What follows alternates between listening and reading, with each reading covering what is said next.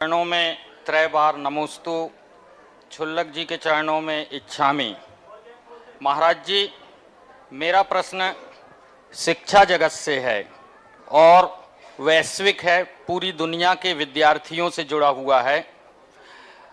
वर्तमान में पाठ्यक्रम को पढ़ाए जाने पर विद्यार्थियों में संस्कार और नैतिक मूल्यों की गिरावट देखी जा रही है।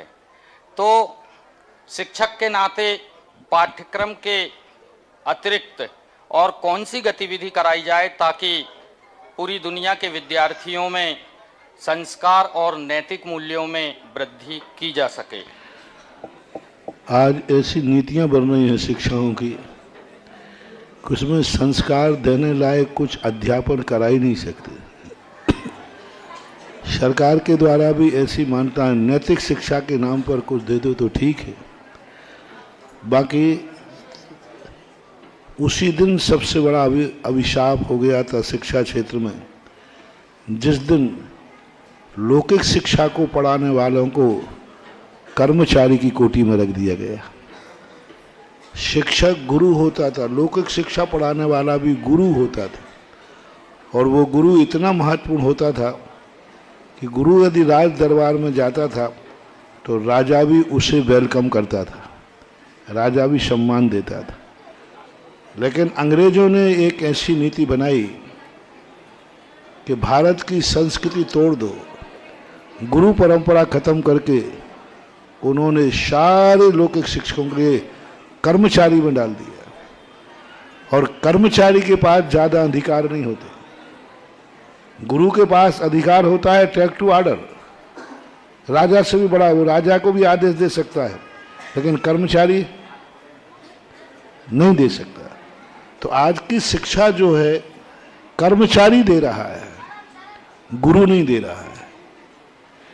इसलिए कर्मचारी का तो कोर्स जो तुम्हें मिलेगा वही कोर्स तुम्हें पढ़ाना पड़ेगा। अब तुम जैसा कोई कर्मचारी है, इसको संस्कार देने का भाव आ जाए तो उसी को पढ़ाते पढ़ाते 2 नंबर में कोई 2 बातें अच्छी सुना सकते हो, 1 नंबर में नहीं, वो भी 2 नंबर में धर्म की, संस्कार की कोई बात सुना सकते हो। अन्यथा कर्मचारी के लिए तो कोई अधिकार रहता ही नहीं। और आज शिक्षा पद्धति सबसे बड़ा है कि कर्मचारी के हाथ में चली गई, और कर्मचारी पढ़ाने के लिए नहीं पढ़ाता है, वेतन के लिए पढ़ाता है। मजदूर मकान बनाता है, तुम्हारे मकान बनाने के लिए वो मजदूरी करता है कि अपनी आजीविका के लिए? टीचरों से आप पूछना कि भाई आप पढ़ाना क्यों चाहते, तो 99% यही कहेंगे साहब आजीविका है। पहले पढ़ाते थे सो आजीविका थी, आज आजीविका के लिए ही पढ़ाते हैं। और आजीविका के लिए जब पढ़ाया जाता है तब वो शिक्षा का कोई भी कार्य है संस्कार विहीन हो जाता है। बस अब आपके पास एक ही है कि आपके मन में ऐसा भाव जागे तो अपने उस शिक्षा को अपने विचारों में मिला करके और उसको संस्कारित कर सकते हैं। कानूनन में तो कोई प्रावधान आज रहा नहीं, यही मानना। अजय जी, एक तरीका बस सबसे अच्छा सोचा है हमने, हम दूसरे के स्कूलों में, सरकार के स्कूल में कुछ नहीं कर सकते। वो नाश्ते में अंडा देंगे तो देंगे, वो 2 नंबर में मांस खिलाएंगे तो खिलाएंगे। अब सबसे बड़ी चीज जो मैं सारे देश में नारा लगाता हूं कि भारत की कोई भी संप्रदाय की समाज हो, हर समुदाय को अपने हायर एजुकेशन के विद्यालय खोलना चाहिए। नमोस्तु गुरुदेव।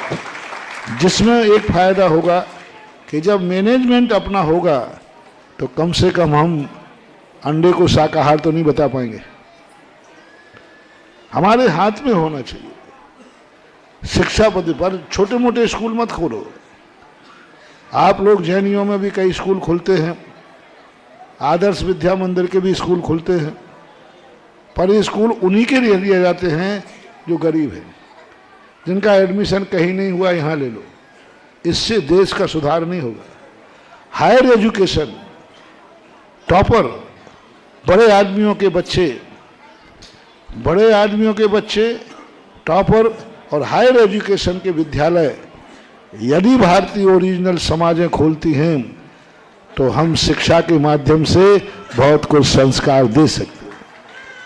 आज हायर एजुकेशन पढ़ने के लिए उसे विदेश जाना पड़ेगा। अब विदेश में आपकी क्या चलेगी, क्या चलाओगे? वहाँ तो जो है सो है। यदि वही एजुकेशन हमारे पास होती, आज मैं देश को विकसित नहीं मान रहा हूँ, मैं तो राष्ट्र के नेताओं से कहता हूँ देश उसी दिन पूर्ण विकसित माना जाएगा जिस दिन भारत के जो बेटा जो पढ़ना चाहे पढ़ने के लायक उसका कॉलेज भारत में होगा। नमोस्तु गुरुदेव। विदेश में नहीं जाना पड़े। आज बच्चा हमारा है, अच्छा एजुकेशन करने के लिए विदेश जाते हैं। आज भारत की ऐसा कोई बीमार है, उसका मेडिसिन भारत में होना चाहिए, दवाई भारत में होना चाहिए, विदेश नहीं जाना चाहिए। आज कोई कमाई करना चाहता है तो अच्छी कमाई के लिए व्यक्ति विदेश की तरफ देख रहा है, अच्छी कमाई के लिए। क्यों ना भारत में ऐसे व्यापार हों, ऐसी नीतियां हों कि कितना ही बड़ा कमाना चाहे भारत की कमाई में उसका संतोष हो जाए। अमेरिका के लोग यहाँ कमाने आए, हम कमाने के लिए अमेरिका ना जाएं। और उसकी शुरुआत हो एजुकेशन से। भारत का एजुकेटेड व्यक्ति भारत में ही पढ़े, भारत में ही रहे और भारत में ही पढ़ाए, तब देश में हमारे देश की संस्कृति बचेगी।